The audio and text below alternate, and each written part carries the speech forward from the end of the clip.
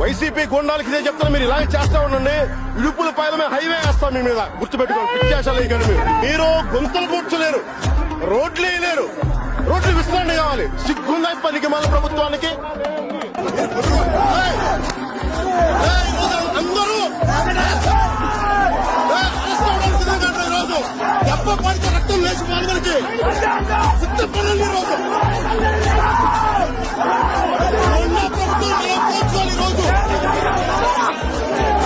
ఊరుకోండి సార్, మీరు మాట్లాడతారు లాంగ్ గురించి. అర్థం చేసే వాళ్ళు మీరు కాపాడండి.